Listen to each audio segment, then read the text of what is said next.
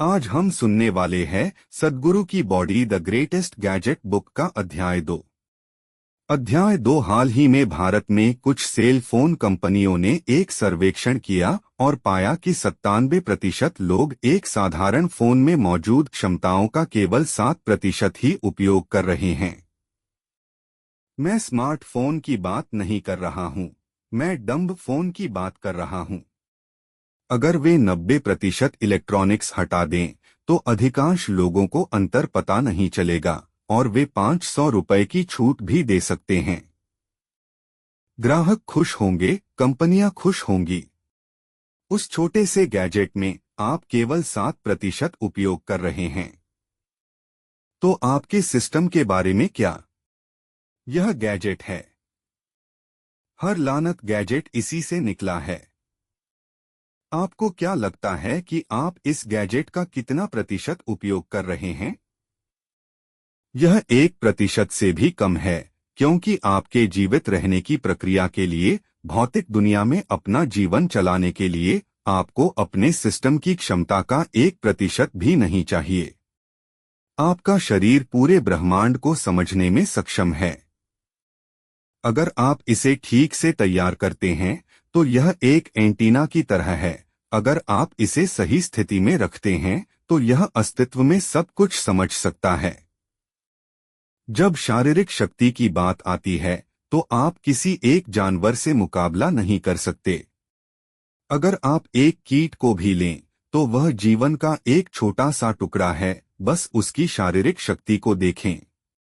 यह अपने शरीर की लंबाई से लगभग 50 से 100 गुना ज्यादा छलांग लगा सकता है। अगर आप 5 या 6 फीट लंबे हैं तो आपको 500 फीट छलांग लगानी चाहिए। शारीरिक शक्ति के मामले में प्रकृति में कोई भी जानवर, चाहे वह कीड़ा हो, कीट हो, पक्षी हो या जानवर, आपसे कहीं ज्यादा सक्षम है। मानव शरीर पूरी तरह से अलग क्षमता के साथ आया है।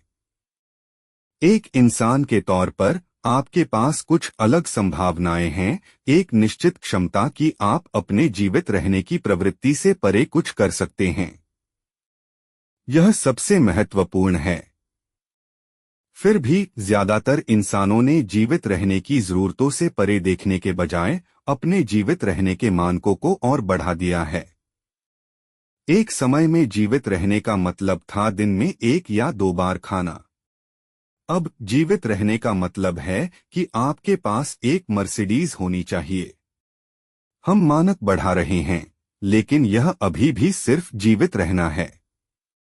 यह मानवीय तंत्र का उपयोग करने का एक नासमझी भरा तरीका है जो पूरी तरह से एक अलग संभावना के साथ आया है। यह शरीर सिर्फ मांस का एक पिंड हो सकता है जो आपके भीतर की सरल प्रवृत्तियों से प्रेरित होता है, या इसे एक जबरदस्त यंत्र में बदला जा सकता है, एक ऐसा यंत्र जो आपके प्रत्यक्ष अनुभव में दिव्यता ला सकता है। योग का एक मूलभूत पहलू है अपने शरीर को एक यंत्र की तरह इस्तेमाल करना सीखना।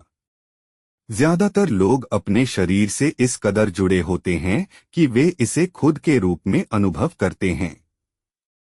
यह मानवीय प्रणाली कोई सरल तंत्र नहीं है। आप इस पर खेल सकते हैं और ऐसी चीजें कर सकते हैं जिनकी आपने कभी कल्पना भी नहीं की होगी। अपने अनुभव में जब आप अपने शरीर से जुड़े होते हैं और इसे स्वयं के रूप में देखते हैं तो या तो आपको इस पर गर्व होता है या शर्म आती है। एक बार जब आपको ऐसी समस्याएं होती हैं तो आप इसे एक यंत्र के रूप में इस्तेमाल नहीं कर सकते। जीने का एक तरीका है जहां आप इस शरीर को एक ऐसा यंत्र बना सकते हैं जो ब्रह्मांड की धुरी बन जाता है। योग में हम मानव रीढ़ को मेरुदंड कहते हैं, जिसका अर्थ है ब्रह्मांड की धुरी। मेरी रीढ़ ब्रह्मांड की धुरी कैसे हो सकती है?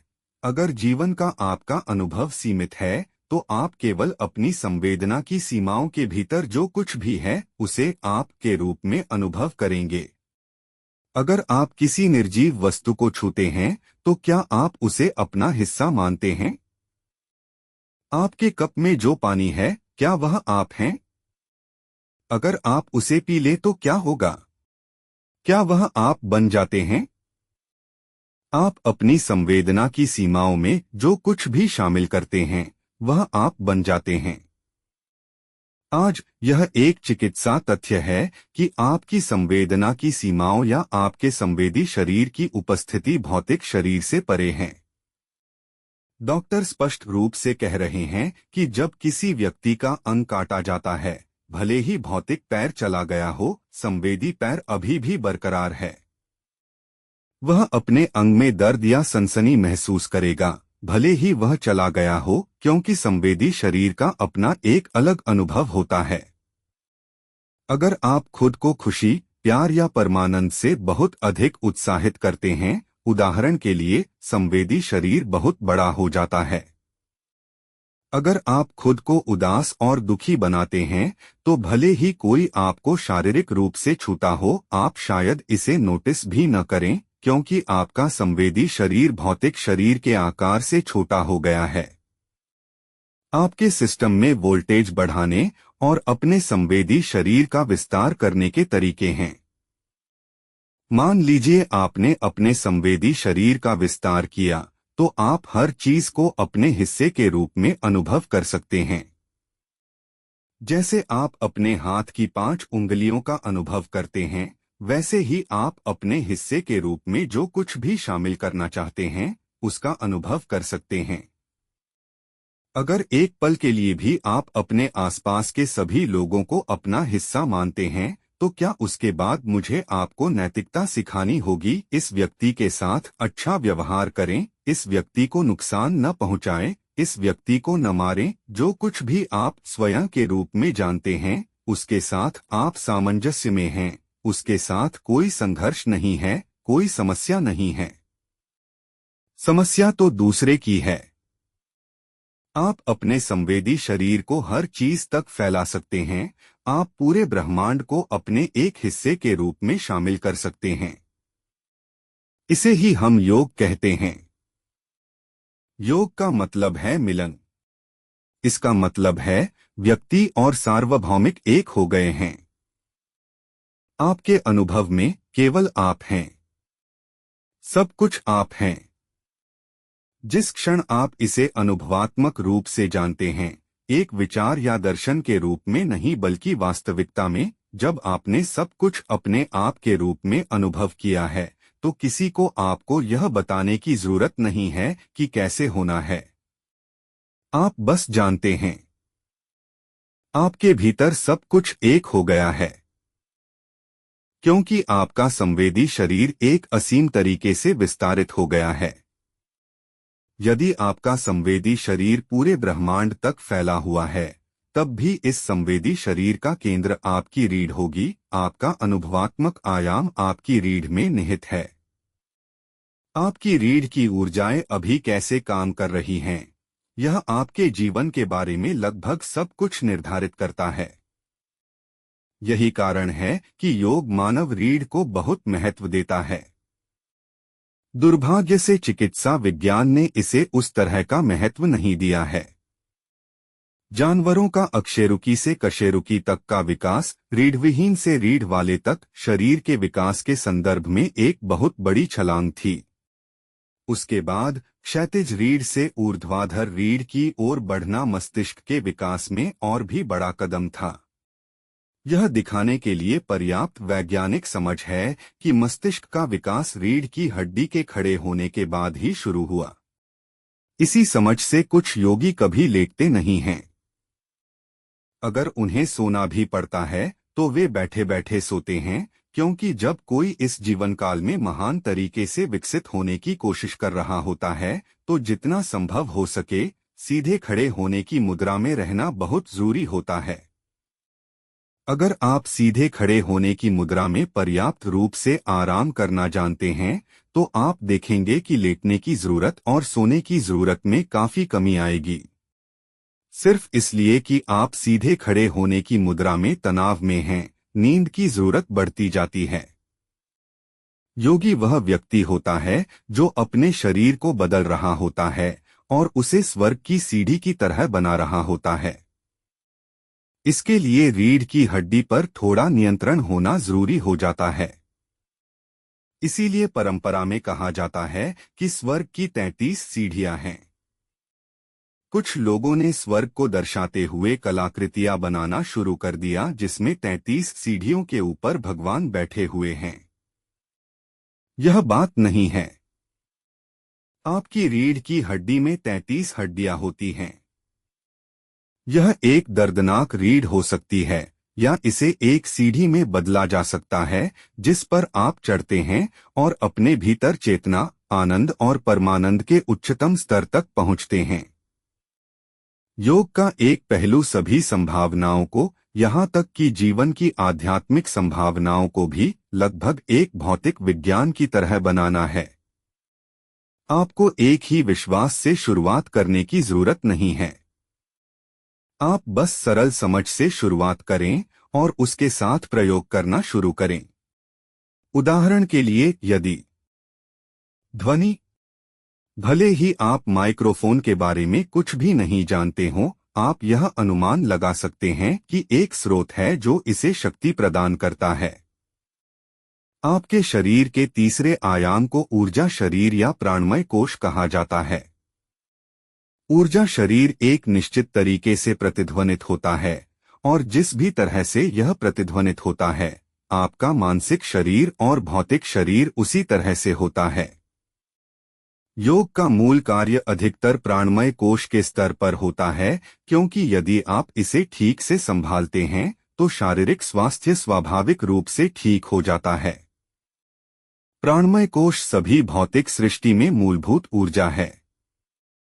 यदि आपको अपने प्राण या ऊर्जा पर महारत हासिल है, तो यह केवल आपके जीवन और स्वास्थ्य के बारे में नहीं है, बल्कि आपको अपने आसपास की स्थितियों पर भी महारत हासिल है।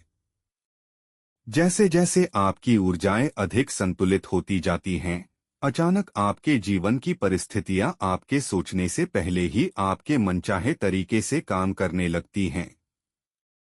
अब आपको जीवन में संघर्ष करने की जरूरत नहीं है। आप जो भी करते हैं, आप पर कोई दबाव नहीं होता, क्योंकि सब कुछ अपने आप हो जाता है। अगर आप 24 घंटे काम करते हैं दिन ब दिन, तब भी आप पर तनाव या दबाव जैसी कोई चीज नहीं होती। अगर आप मेरी नब्ज को महसूस करें तो ज्यादातर समय यह 40 से नीचे होती है। अगर मैं भूखा हूं, खाने के बाद यह 42 से 45 के बीच होती है। अगर मैं शारीरिक रूप से सक्रिय हूं तो यह 50-54 तक बढ़ सकती है। सिर्फ अगर मैं सीढ़ियां चढ़ता हूं या कुछ और करता हूं तो यह उससे ज्यादा बढ़ जाती है।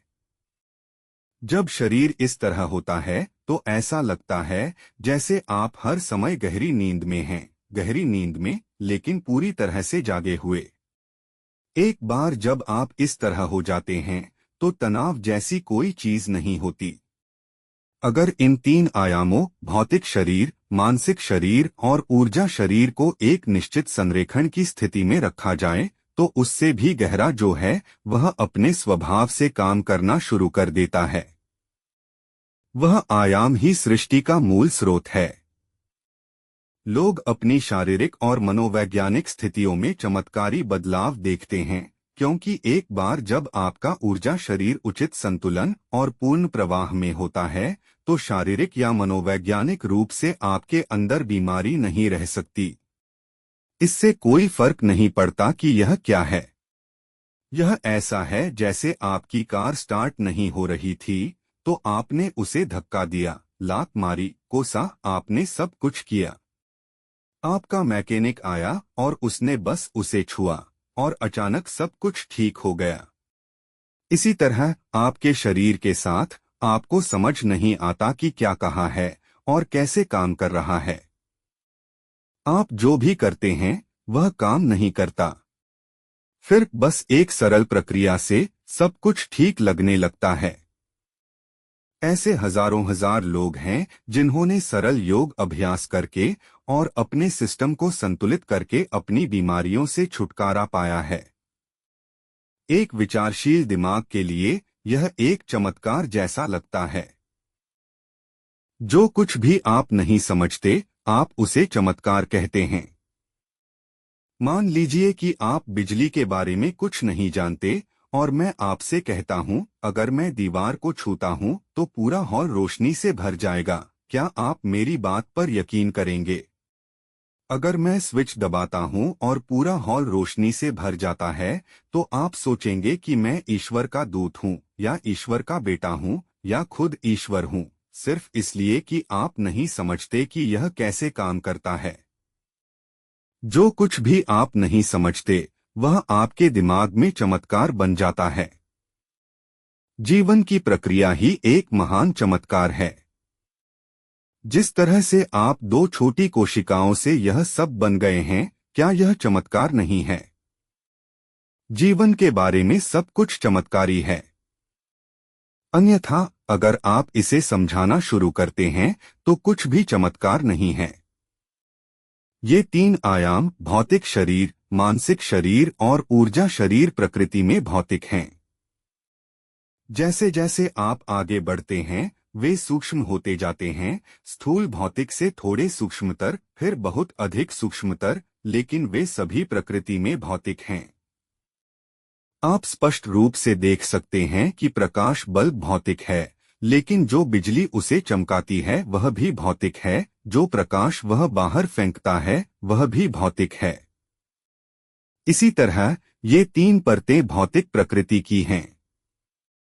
विज्ञानमय कोश पूरी तरह से अलग प्रकृति का है। अंग्रेजी में इसके लिए कोई उपयुक्त शब्द नहीं है, इसलिए इसे आम तौर पर ईथरिक बॉडी या आध्यात्मिक शरीर कहा जाता है। यह एक क्षणभंगुर शरीर है। क्षणभंगुर इस अर्थ में, यह भौतिक प्रकृति से गैर भौतिक प्रकृति में जा रहा है। मध्यवर्ती स्थान या मध्यवर्ती अवस्था को ईथर या विज्ञान कहा जाता है।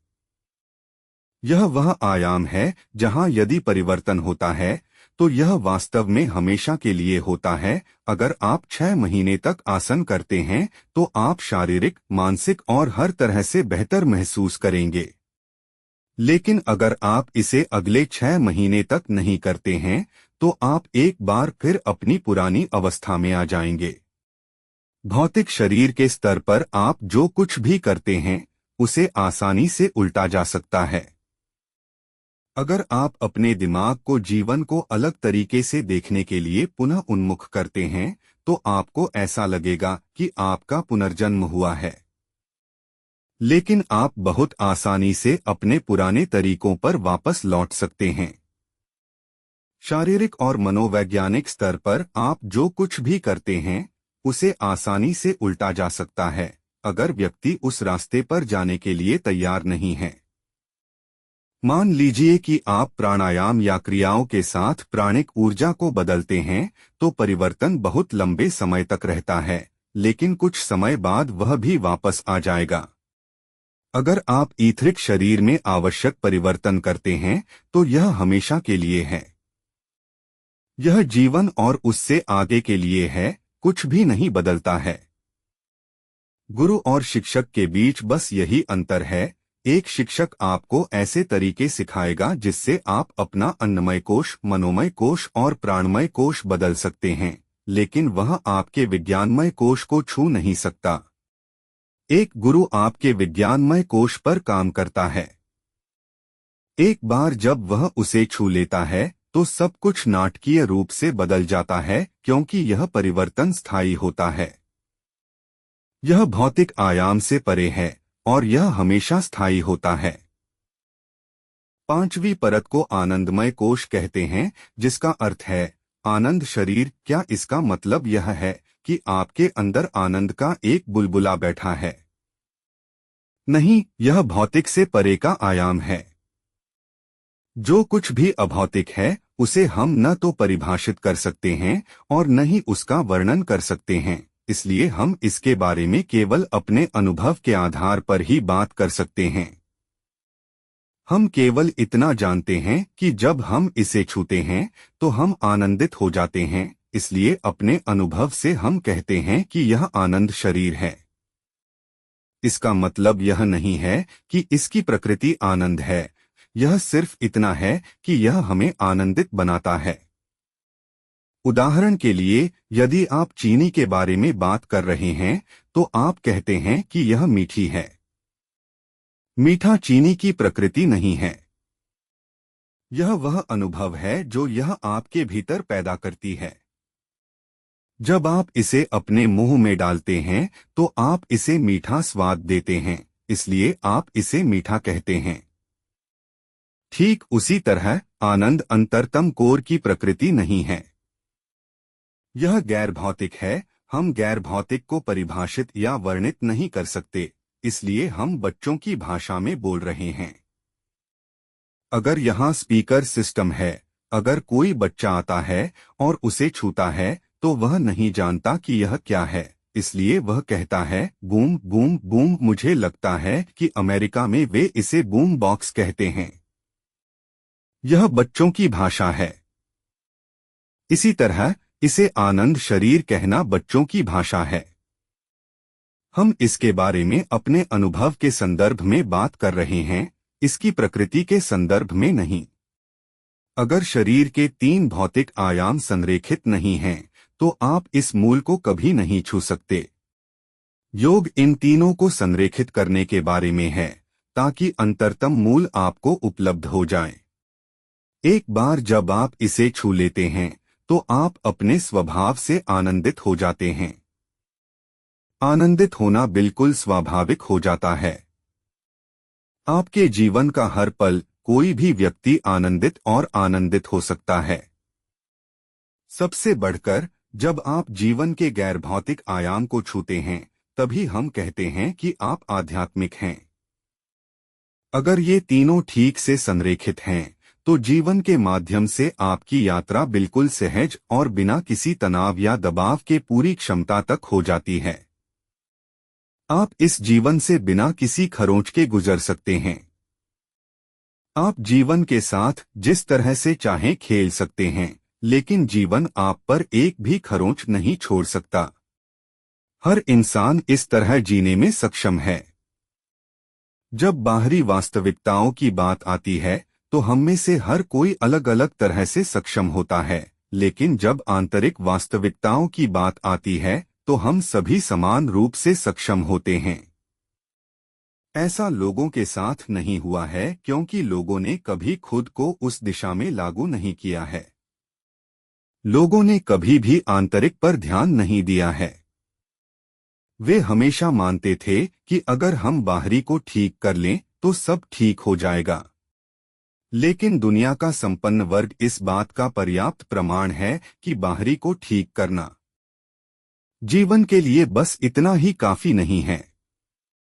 आपको अपने बारे में भी कुछ करने की जरूरत है। एक बार आपकी आंतरिकता ठीक हो जाए तो बाहरी परिस्थितियां कैसी भी हों, आप फिर भी पूरा जीवन जी सकते हैं। अगर आपकी आंतरिकता व्यवस्थित नहीं है तो इससे कोई फर्क नहीं पड़ता कि हमने बाहरी तौर पर क्या हासिल किया है, सब बेकार हो जाता है। बड़ी मेहनत से लोग सफलता तक पहुंचते हैं, केवल सफलता को भुगतने के लिए। कितना प्रयास लगा है, लेकिन जब वे वहां पहुंचते हैं तो वे इसका आनंद नहीं ले सकते। वे केवल इसे भुगतते हैं क्योंकि आंतरिक का बिल्कुल भी ध्यान नहीं रखा गया है। एक इंसान को यह महसूस करने के लिए एक निश्चित मात्रा में जागरूकता की आवश्यकता होती है कि उसके जीवन का सार, उसके जीवन की गुणवत्ता इस बात से तय नहीं होती है कि बाहर क्या है, बल्कि इस बात से तय होती है कि उसके भीतर क्या है। इसकी पूरी तरह से गलत व्याख्या की गई है।